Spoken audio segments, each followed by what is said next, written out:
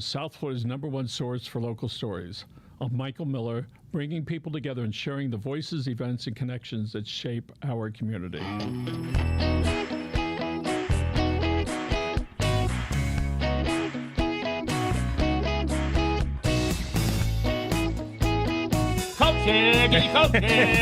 You did this morning, that event.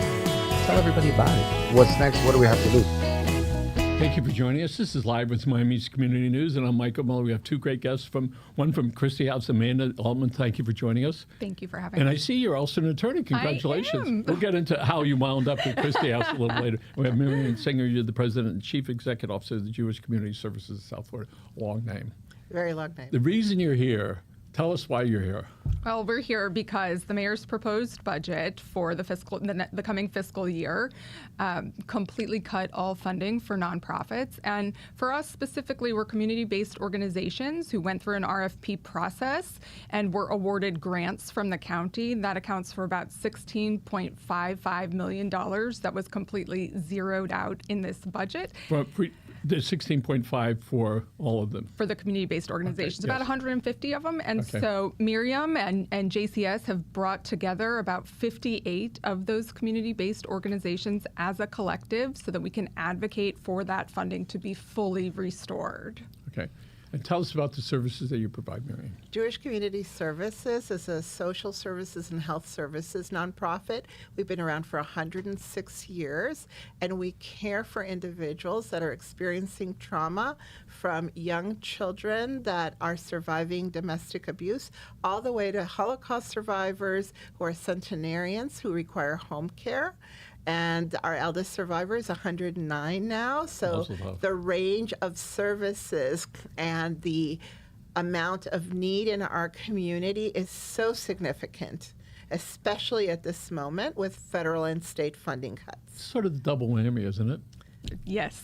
Maybe triple. Like a triple whammy, really, yeah. So tell us about what Christie House does. Yeah, so Christie House is Miami-Dade County's nationally accredited children's advocacy center. We have been around for 30 years. This is our 30th anniversary. And we are trying to prevent child sexual abuse and other forms of childhood trauma while also treating kids who have been abused and suffered from trauma. We coordinate the entire county's response to child sexual abuse cases. We also provide all of the evidence-based trauma therapy that these kids need to recover, and we provide care coordination for the children and their families. We also have a very specialized program, the only one of its kind in Miami and really in the state of Florida, a drop-in center for kids ages 13 to 24 who are survivors of child sex trafficking. So many services that are offered to people here in Miami-Dade County. The more we do this type of thing here, the more we recognize there is help for everyone that wants it. Somewhere there is help. So what's going to happen if the commission, because it's really the commission that votes on it, doesn't fully restore, because they started restoring part of it, but the time they're going to vote on it is September 3rd. September 4th is September the first 4th. budget hearing, and the final budget hearing where decisions are going to be made is September 18th. So let's talk about on September 4th. What do you want people to do?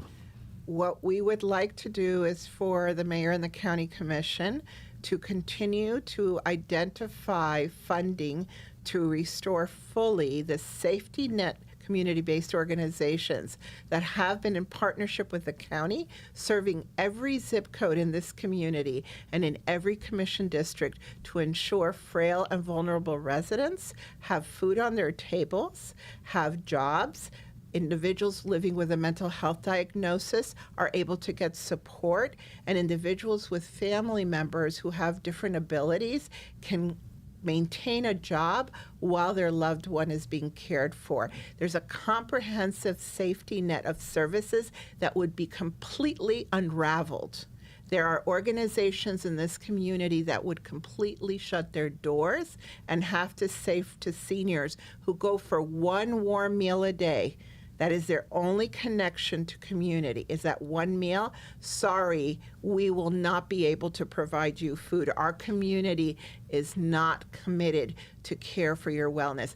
And we know, Amanda and I and the rest of the members of the collaborative know that our mayor and commissioner care deeply about those in need. So we are hopeful that we will turn the corner and we will see the identification of those resources needed for us to continue this work. So the mayor's my mayor, all right? I think she's done a phenomenal job. But the commission and administration and this mayor knew what would happen if they defunded all of this. Have you thought about how that mindset made its way to a presentation to the commission and to the public? Well, as you said, Mike, this is your mayor. This is our mayor too. A similar situation occurred back in 2008, and at the time, the mayor was leading the charge, advocating for nonprofits to get their full funding. I think she and the commission find themselves in a very tough position this year with this potential budget deficit, and tough decisions have to be made. And we understand that, and we appreciate the difficult position that they are all in. We just do not believe that cutting off this safety net and this lifeline for the most vulnerable people in our community is the right and best way to address it. We are telling those people that they are not worth fighting for. Let's talk about if somebody's out of the system, out of support, they're going to wind up at Jackson somewhere, probably there. Absolutely. And who pays for it there? The taxpayer does. So it's just, sort of passing, that through. If people want to attend the August 4th, September 4th meeting, they can do that, or they can go to miami-dade.gov, and all the email addresses, all the commissioners and the mayor, all right, you can send a letter. And if in the simplest of terms, all right, that somebody could remember to put in it, what do you want them to say if they're going to send a short letter, email? In the simplest terms, we want them to ask the mayor and the commission to fully restore the funding that has been cut for community-based organizations. And Miriam, when we look at the last 5 years, we had pandemic, we had all that money that was floating around for years, and then we have these splitting of several other departments, which at the minimum it was a change. I don't know about the money part, but it was a big change in the government. Before, everything fell underneath the mayor, right? And now the police is separate, the tax collector's office, and a couple other ones. So there's a different mindset today than it was a year ago. So in my mind, I sort of like, okay, but we still need to figure out where they're going to get the money. And nobody wants to get left out. I wonder if in hindsight, the tax reduction they did in 2023 and 22 was really the right thing to do. Hindsight is always wonderful. And Amanda's going, I don't know if I'm going to say anything. But as you look at it, again, hindsight is terrific.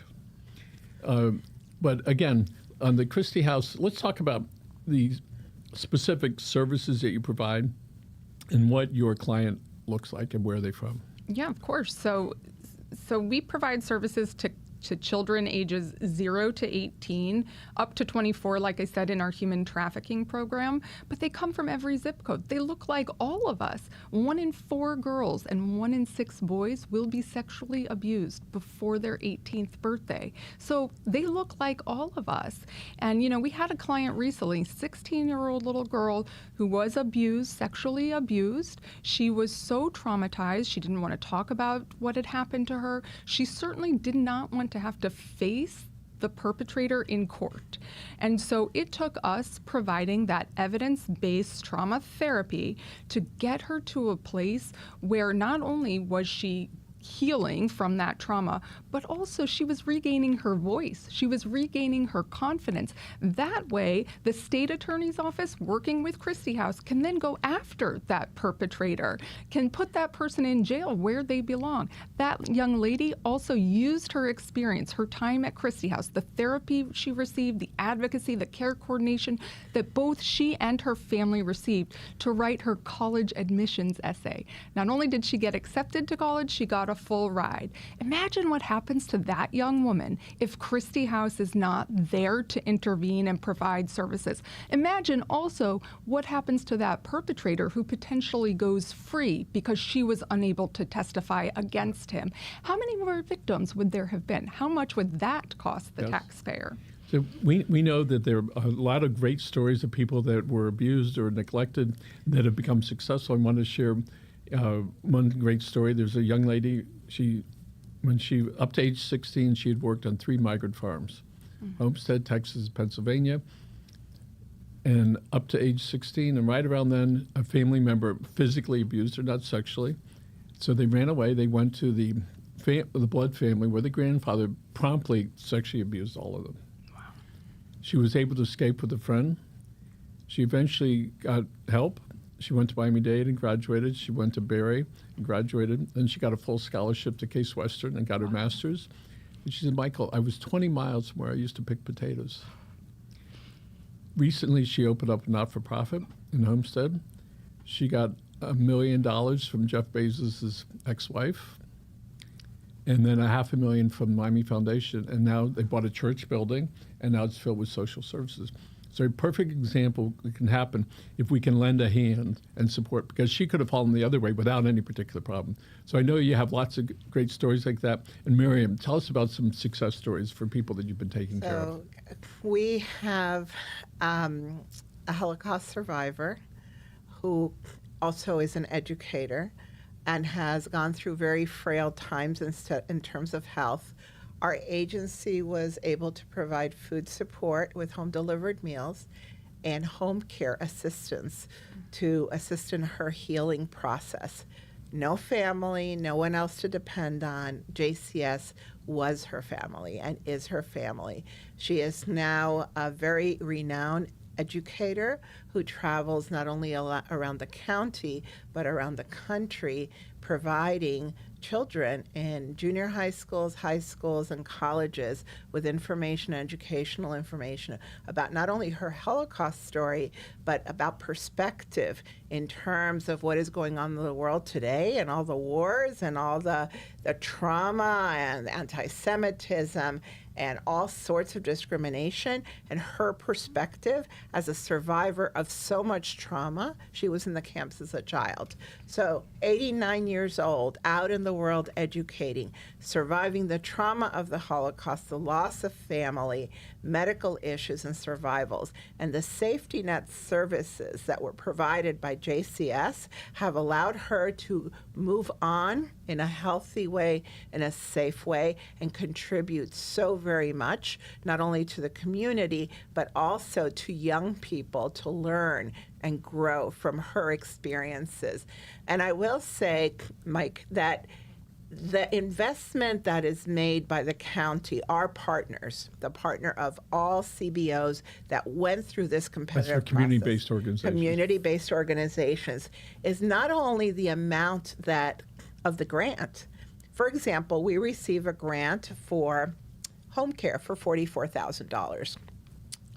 And we match that grant twofold. So that $44,000 is about $140,000. And who is the match? Corporate America, the local community, philanthropy, and individual donors. These individuals say to me, Miriam, I will invest with you if your community has some skin in the game, if your community invests with you. Right. So if we lose that 44, there's $140,000 of care that doesn't happen to someone that is in their home in recovery short-term or has long-term needs.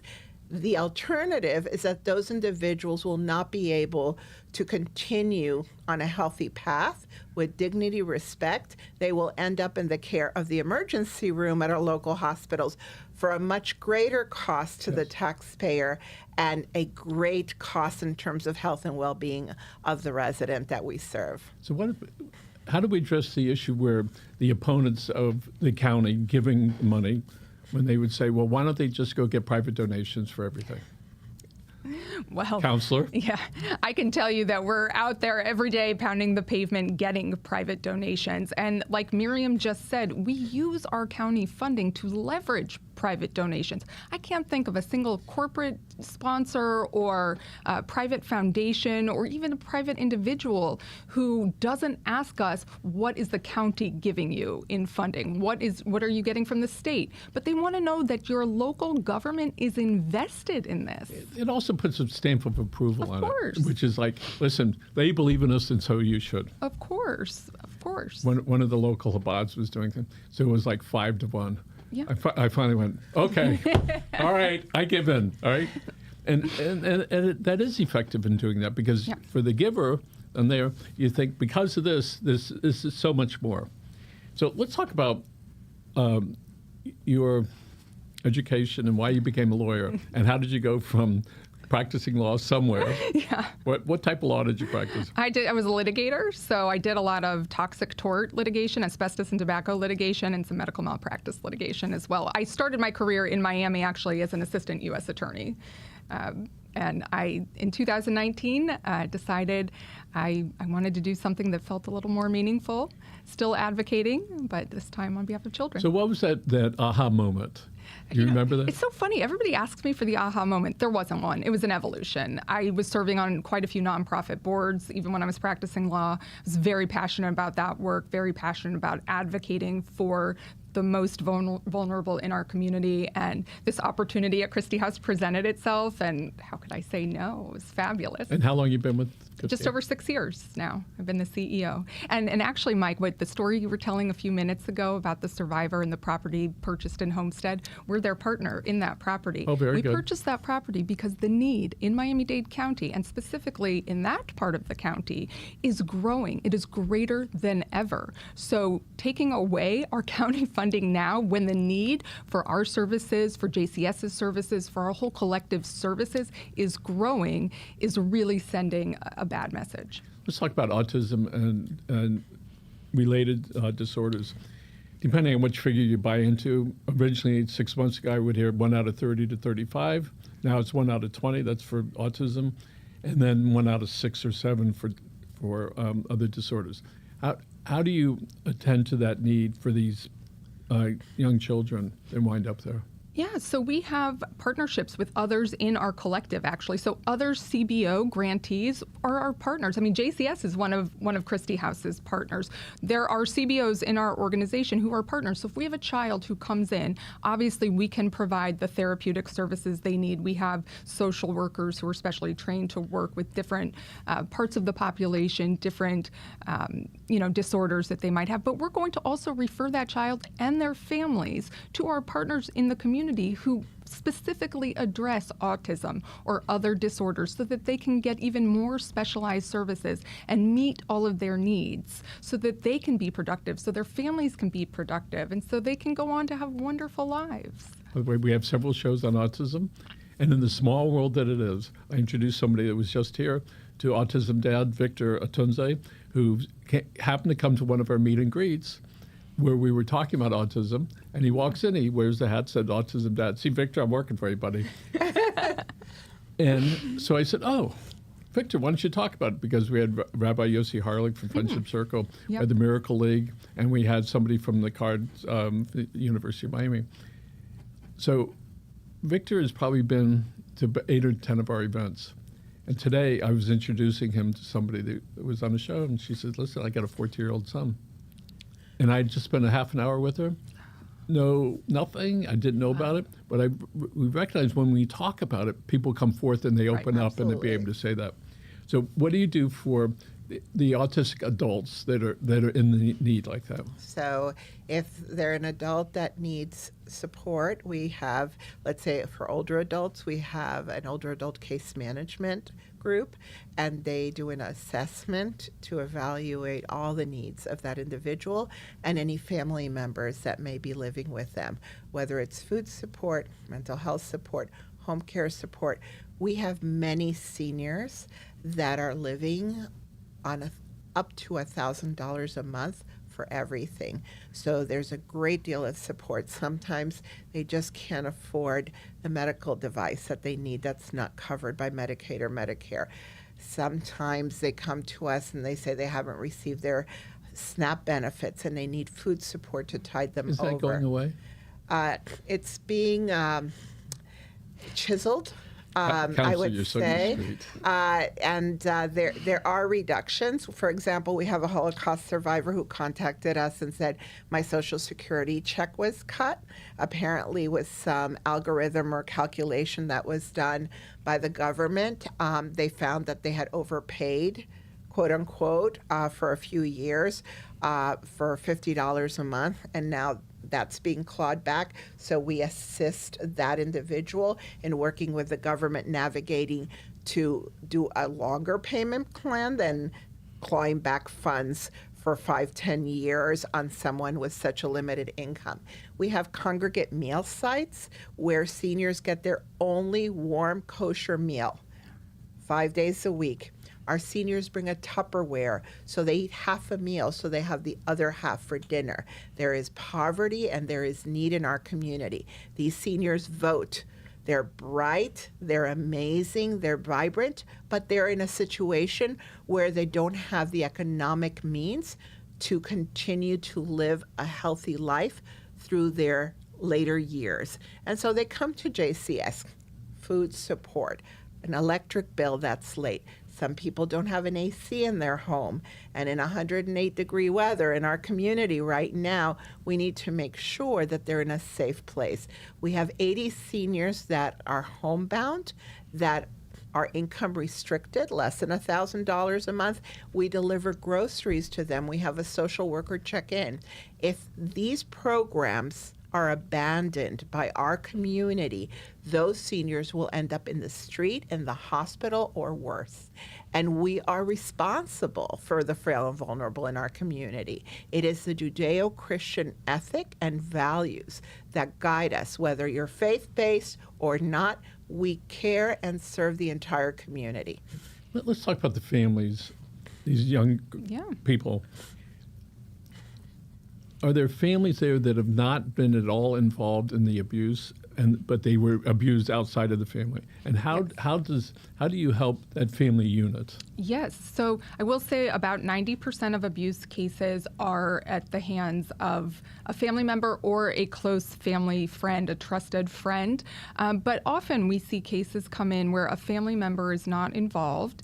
And so we want to do our best to keep that family unit together, but also to make sure they're kept stable. So we have advocates in our organization at Christie House who will meet with the families, who will talk about what their needs are. Sometimes, as Miriam said, it might be an electric bill that needs to be paid. Maybe they need some rent assistance. Maybe they have food insecurity issues. Maybe they need help identifying what benefits they're eligible for and then getting those benefits. Our advocates will work with them to get them whatever services they need. And I don't mean they're just handing them a card and saying, oh, go down here and fill out this paperwork. No, they're going with them. They're filling out the paperwork with them. If we can pay an electric bill or a rent for a month, we're doing that too. So we are doing everything in our power to make these family units stable and strong. So people that donate to both your organizations, when we hear the words food insecurities, it's hard for most people to imagine what that might be, because we go down the street and we do it, and we go out, or nowadays you call Uber and pay triple the price. How can more people understand what it means to have food insecurity? One of the possibilities is to come and become a volunteer at organizations like ours, or Farm Share, or Catholic Charities, which are partner agencies, or Overtown Youth Center. For example, on September 14th, JCS is hosting a distribution of holiday foods, flowers, and toiletries to 550 homebound seniors. This is for Rosh Hashanah. This is traditional foods. This is a human connection. A family of 2 or 3, or a couple, or an individual person will go into the home of one of our clients. Client, of course, gives permission in advance, and provide food and provide a human connection. That human connection does something not only for the client, but for the volunteer. It is a transformative moment. And for children to understand, so many of our children are so blessed with everything. that children have a view in to the reality that there are individuals in our community that don't have all the blessings and all the wealth and the ability to walk into a grocery store and fill up the cart and the ability to travel or go to a movie. And it's an eye opener, and it really is a transformative experience for families and children. So volunteering is a big way to learn about food security and the opportunities to help others. Let's talk about the volunteer programs that you offer at Christie House. Yeah, so we have a robust volunteer program. We have volunteers who come in weekly who help us keep our food pantry stocked. Either they'll bring things with them or they'll help us unpack donations and put them away. We have waiting room ambassadors, so when the kids come for their appointments, often they're waiting for a little bit in our waiting room, or maybe our therapist is meeting with the family, and so the kids are waiting in the waiting room. We have weight room ambassadors who can sit with them and do arts and crafts or different things with them. We're always in need of people helping us with drives, so whether it's toy drives, food drives, back to school drives. We just did 2 really big back to school events. There's a plethora of opportunities to get involved. Great word. So let's talk about what it means to the recipients of those services and of that food. Let's talk about how when they arrive and then when they get it, or they're eating there or they're taking. Talk about what people tell you. So what our families and seniors tell us is that they feel dignity. They feel respect. They feel that they are part of a community and someone cares for them. The majority of the seniors we serve are alone in the world, for whatever the circumstances. Some may have family members that live away. Some may have family members that are estranged. But most of the seniors we serve are isolated, but for the touch points of our volunteer, of our social worker, case manager, our home care aide. And so for them, it's a sense of dignity, it's a sense of belonging. And we learned through COVID that when everyone was isolated, our mental and emotional, as well as our physical health, deteriorated. Imagine for someone that is isolated in the world and doesn't have an office to Zoom into and can't order Instacart to get their groceries delivered because they just don't have the means. So really, it's a life-changing experience to be able to have someone care for you. It's not only about the food. It's about the human touch, the engagement, and the sense of dignity that it brings. So in some cases, your clients are only 10 or 20% of the age of their, and they're just beginning this process. Yes. So the impact is significant on both. But here we have, if they're lucky, another 50 years ahead of them. Yeah. So it's pretty important to instill in them that they're worthwhile. Absolutely. And when it comes to abuse, unfortunately, trauma is generational. And so, you're more likely, if something happened to you and there's no proper intervention, you're more likely to go on and have additional trauma in your life, or unfortunately cause trauma. And so, but there's so much research out there that with the proper intervention, you break that cycle. But if we don't break that cycle, it's going to cost us a whole lot more money than investing in Christie House today. You all remember Hurricane Andrew? Oh, yes. 30 plus years. As soon as I say it, I get goosebumps, right? Yeah. So hundreds of thousands of people were traumatized by that. And some of it still goes on. But imagine what these young ladies and young boys must be going through if a hurricane, in which you were not physically hurt, right, causes 30 years later, it's still there. Yeah. So tell us about the therapy that you can provide for these young people. Yeah, so we offer several different therapeutic modalities. All of them are evidence-based. All of them are trauma-based therapies. The primary one we use is trauma-focused cognitive behavioral therapy. It's designed to go about 15 to 18 sessions, so it's not terribly long, and you can really heal the child in that amount of time. But all of our therapists, and we have about 23 full-time therapists on staff, they're all specially trained in these different modalities. If that's not the right one for a child or a family for whatever reason, we can offer others. And it's really, a lot of times when we have a client who could afford to go to a private therapist, I'll I'll say, listen, if you really want me to refer you, I will. But there is no better trained therapist for this kind of trauma than the therapists at Christie House. It's wonderful. So Dr. Tina Carroll Scott, she is a pediatrician that 17 years ago she gave up her lucrative practice, I might add, doctor, in Bal Harbour to come over here to South Miami and serve the people that need it the most. So one of the things I learned from her, I used to talk about patients. She says, no, Michael, it's a family.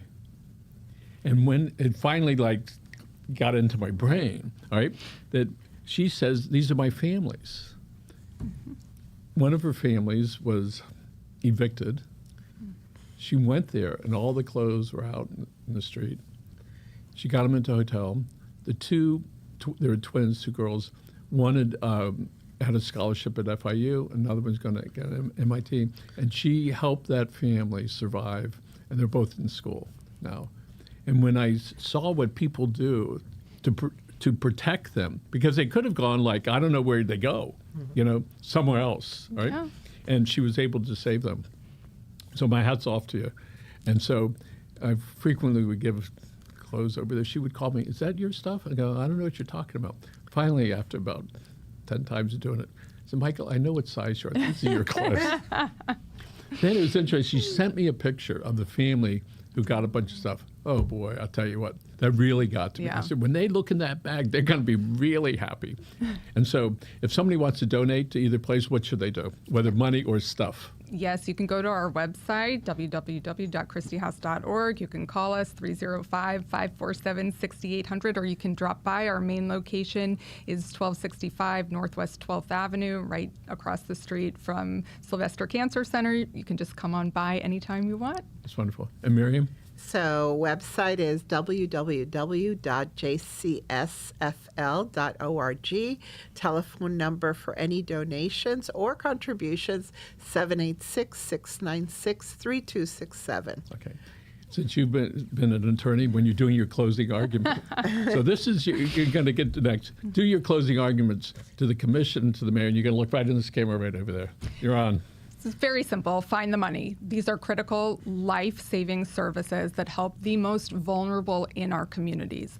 I've heard it said that this budget addresses the essential needs of our community, but that is not true. The services that our CBOs provide are the critical services. They are absolutely essential. We cannot leave behind the most frail and the most vulnerable in our communities. We must restore all of the funding to the CBOs. Wow. Miriam, you're on. At this time, our community requires of all of us to strengthen the safety net of services that addresses the needs of the frail and vulnerable among us.